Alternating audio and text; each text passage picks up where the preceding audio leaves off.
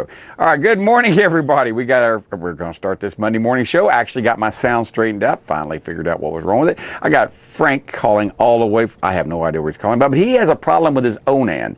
Now, if you don't know what an Onan is a generator normally on a motorhome, and they've been on motorhomes, ever since I can remember, and they have a tendency to work when they work, and when they don't work, they sometimes turn into a nightmare. Anyway, good morning, Frank. Tell me about your motorhome nightmare or Onan problem. Well, you described it perfectly. In August, it worked great. It was running as smooth as I've ever had it. And then I went to fire it up a few weeks ago, and absolutely no fire at all. Oh, no. So I did some basic diagnostics. Okay. I'm not getting a spark, and I checked to make sure. Of course, the first thing you do with the Onans is you make sure that it has enough oil, because the low oil pressure switch will cut off anything happening. Correct. So it's got plenty of oil. Okay, got plenty of oil in it. All right. So then I took the cover off the board. In my GMC motorhome, mine slides out, which is really handy. Good. Yes. Yeah. So you can get at the board, and then I jumpered the board from the 9 terminal to the 5 terminal. And then that bypasses both the low oil pressure switch and it triggers the fuel pump. So the fuel pump is running very happily. That's the second thing. All right. So you have plenty of fuel. Of course, it's got enough fuel in it, so which also helps. But you don't have any. You got to have fuel in it. Okay. You know? Yeah. Now, on most Onans, if I'm not mistaken, if you have less than a quarter of a tank of fuel in your main engine, it won't work. You've got it. Okay, so you've got enough gas in it, so it's pumping gas. What you don't have is spark. Is that correct? Yes. Okay. Well, the only thing, you got now. The points are working. Yeah. Now that's what I was going to ask. Is this one? Does it have points? It does. This is an O style. Okay. Here's one of the things to find out is you need a test. You need a digital voltometer to find out how much voltage you're going to the points. A lot of times the points, because sometimes a lot of people don't realize that you got to have voltage going to it. When you open those points up, there should be, I want to say on that model, around 10 volts.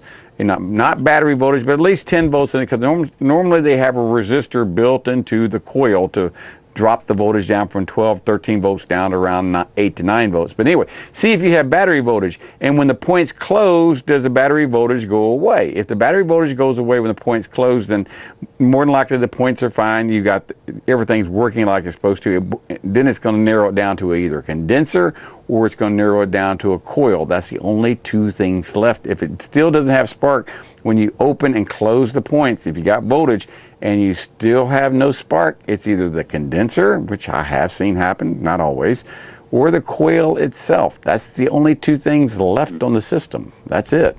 So, but take it off and see if you got voltage to it first. That's the biggest thing. Yeah. Make sure you have voltage. Well, I know that with the storm coming, everybody's looking at their generator and saying, when was the last time I ran the darn thing? And that's so true. Now, here, Mr. Anal Retentive over here, I have generators that kick on automatically at my house. I have generators that kick on.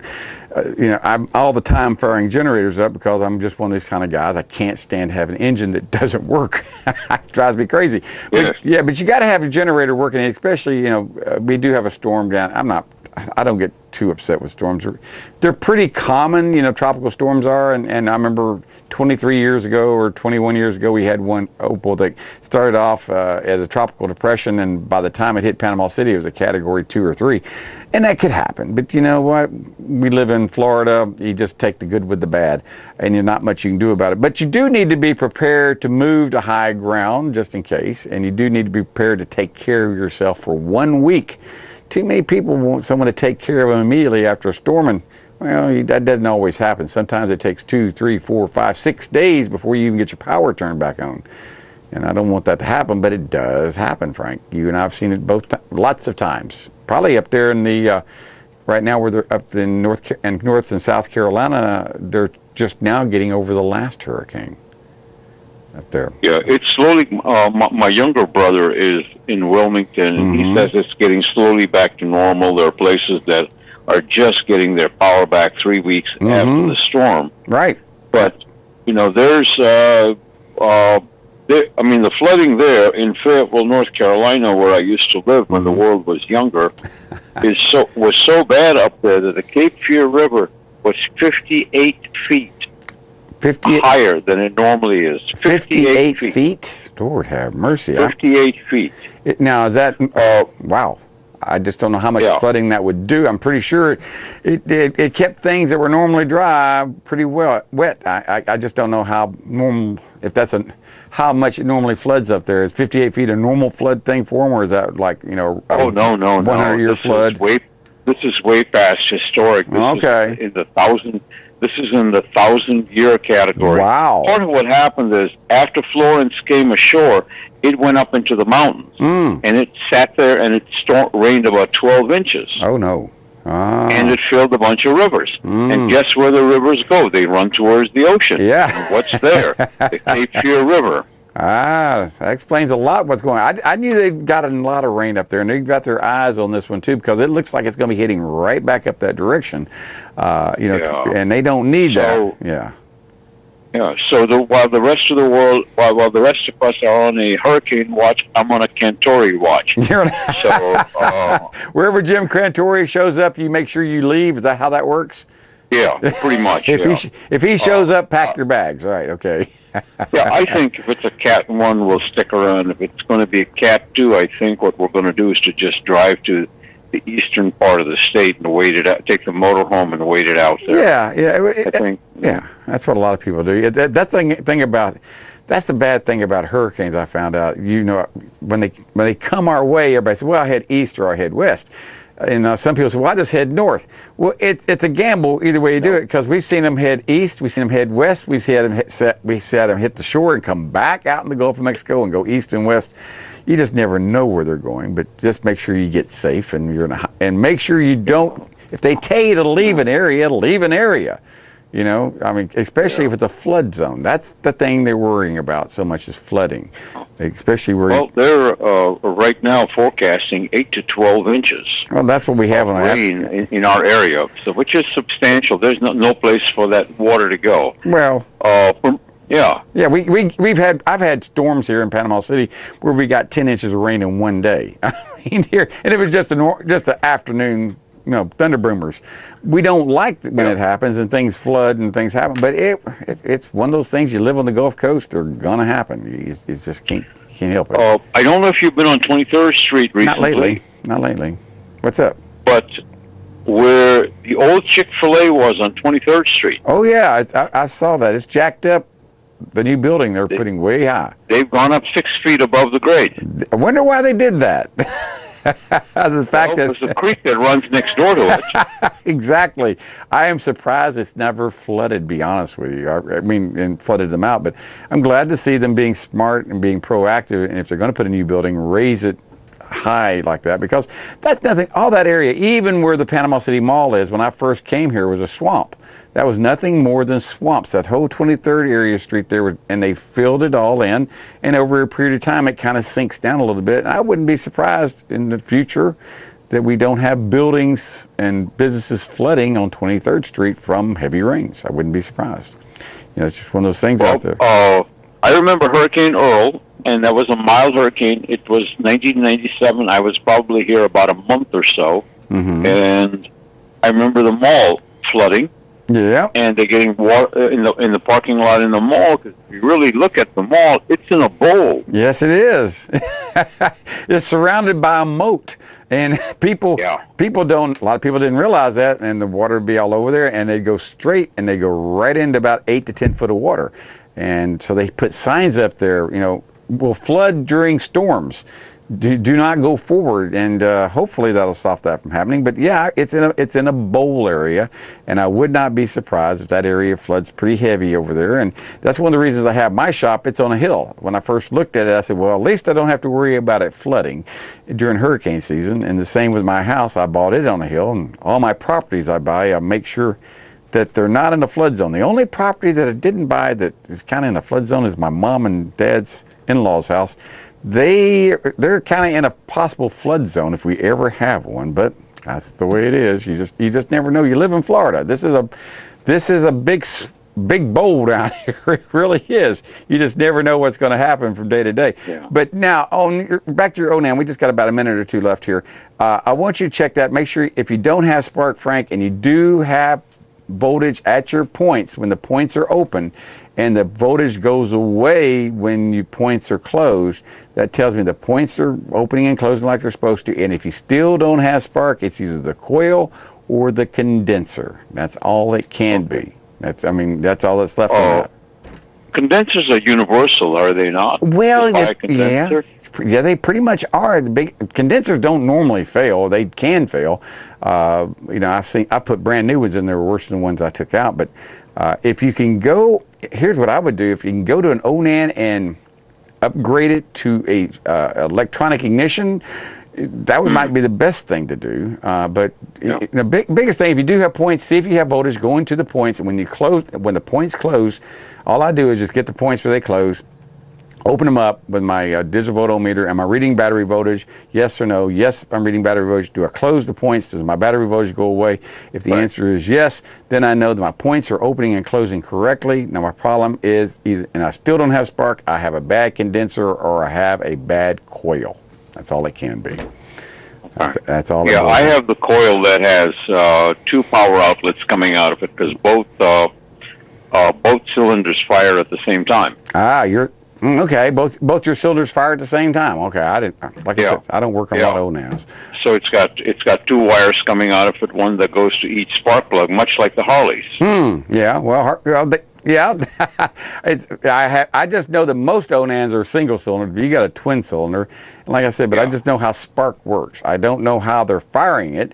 I don't know if they're firing it, every other stroke, or I don't know how it's working on this. Yeah, well, but it would have to be 4 strokes. So. Yeah. Yeah. I didn't know they fired both of them at the same time. I didn't know how that worked. But anyway, we got about a minute or so left. What I was going to say here. So find out what's wrong with it. Give me a call back and let me know. But if people are wanting to get their cars looked at, James Auto Center is offering a free safety inspection to get on the road. We do it in the driveway. It takes about 10 minutes. We make sure your air pressure is good in your tires. You have oil and you have coolant, and you're ready to get on the road if you're having to get out of town. Costs you nothing but 10 minutes of your time. Call my shop. Tell us you're coming by. We'll do it in the driveway and get you out if you're trying to get out of town. And that's just something I want to throw out there. Those people that are watching and that are in the neighborhood, and even if you're not getting out of town for a hurricane, come by, get to meet us after the hurricane's all said and done, and we'll check your air and your tires and things like that, just to make sure your car is safe to be on the road, because that's what we want at James Auto Center. We want to make sure you and your family are safe on the road no matter where you're going, to visit a family, visit friends, whatever, because there's a lot riding on your tires out there, and that means your family, your hopes, your future, everything is on that car. And I don't want to see people driving down the highway with low tires, because I saw that yesterday on the highway. So many tires, so many cars, you see them, the tires are just about flat, and they're going down the highway at 80 miles an hour, and they're going, what's wrong with these people? Do they not know they have a problem? I'm one of these people that changes wipers twice a year. You got to. I know people that don't change wipers twice in a lifetime. Sir, I see that, and I just shake my head in disbelief. They go, well, I'm not paying $30 for wiper blades. What's your life worth to you? $30? More than $30? Less than $30? I said, because if you can't see where you're going, you're going to, or it's not good. If you want the best deal in town for tires, you need to call Baytown Tires at 873-8900. Hanson and the guys at Baytown Tires take pride in serving Panama City for over 20 years. Baytown Tires on Highway 98 in St. Andrews. All service work backed by a nationwide warranty. Water is too powerful to fight alone.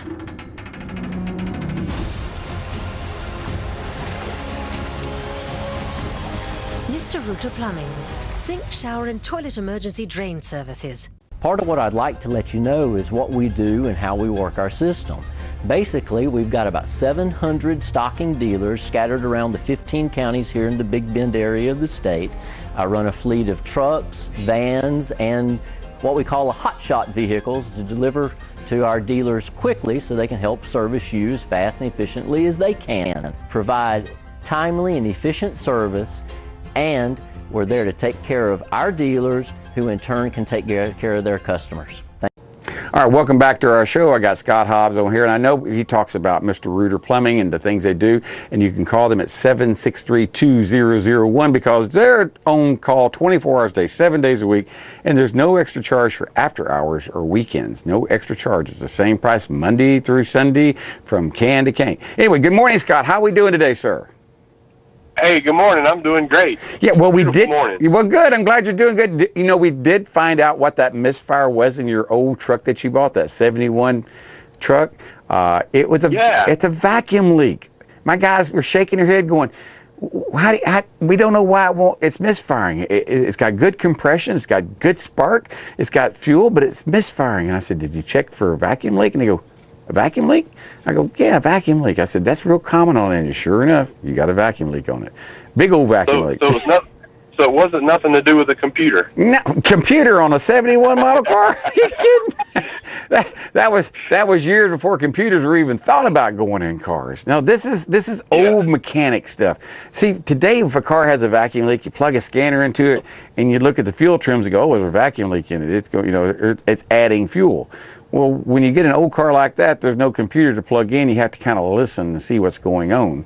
And that car was it wasn't running right. At idle, it wouldn't run right. It would misfire, but off idle, it ran great. But it was just So an old truck is kind of like tuning a guitar by ear. Now, I'll be honest with you. That's exactly right. That's a good analogy. You've seen those little things, those little I think they call them capcos or whatever. You put them on your guitar and you hit the string, and it turns a different color when it's when it's tuned correctly. You know, when you got the right tune on it. Well, that's kind of the same way on us doing it by hand or tuning just by listening to the sound. Well, we listen to cars and determine old cars and determine, are they running lean, they running rich, they running, what's going on with them. And on your car, it was kind of an interesting thing. We were sitting here going, we got misfires on 2 cylinders. And I go, we do? And he goes, yeah, this side and this side. I said, which one is it? He said, well, it's the third one back on this side, and it's the third one back on that side. And I looked at him and said, if you got the same cylinders misfiring on both sides, you got a vacuum leak. They go, well, that makes sense. Where do you think it is? I said, I don't know. Grab a can of carburetor cleaner. And he said, huh? I said, grab a can of carburetor cleaner, start spraying the intake manifold in the carburetor. They sprayed that intake manifold, and that thing smoothed right out. And I said, there's your leak right there. He goes, son of a gun. Wow. And so that's what we got to do. We got to pull the intake manifold off and fix that. And that'll solve your misfire problem and your overheating problem. Oh, yeah. The reason the intake manifold is faulty is because of weak, neglected antifreeze. I'm serious as a heart attack. Oh, wow. We looked back there in the corner. When we started looking at it, we saw the corner was all rusty and, from water, where it's been leaking, where water passes were going through it. And I said, look at there. I said, it's been there so long with weak, neglected antifreeze, it's eating the gasket up, and the gasket's hanging out, and we're losing coolant, and that's why we got a misfire, is because we're sucking air and we're losing coolant at the same time. And it's just one of those things that people don't think that antifreeze will cause an intake manifold gasket to fail or to eat up an intake manifold. We see that years ago. That used to be very common, intake manifolds failing just due to old age. But I know, we're talking about your car, but we ought to talk about Mr. Rooter, because that's what I'm here to promote is Mr. Rooter Plumbing. And what a great job they do on taking care of my residential houses that we rent out, and by using the Advantage Plan. And I want you to tell people about the Advantage Plan. It's better than tuning a guitar by ear. I'll put it that way. So tell us about the Advantage Plan.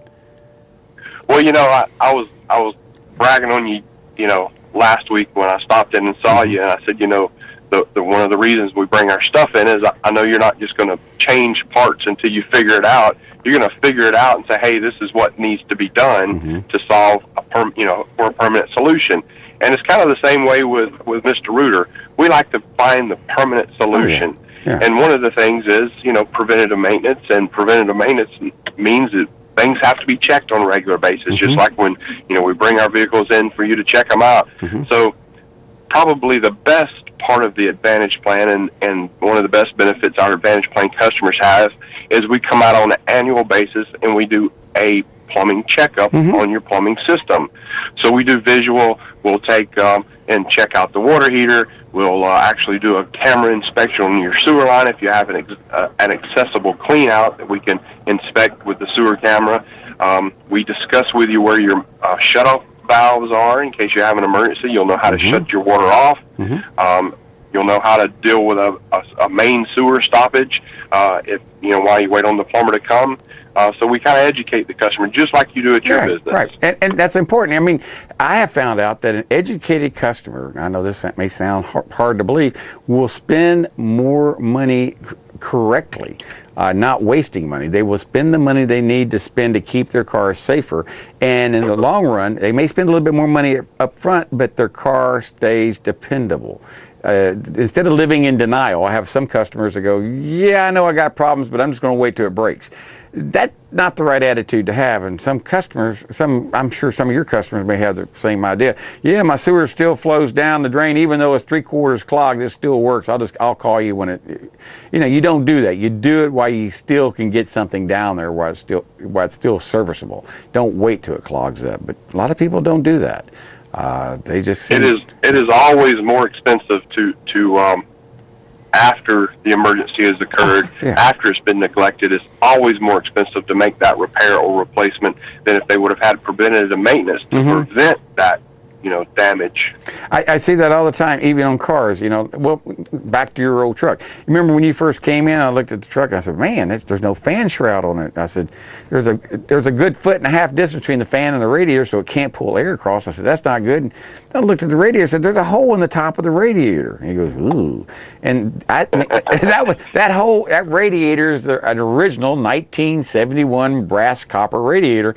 I looked at it and said, that thing probably weighs 100 pounds. It's a very heavy radiator, and the radiator we're going to put in it probably only weighs about 10 pounds. It's a plastic aluminum radiator, gets rid of heat well, doesn't cost as much to replace.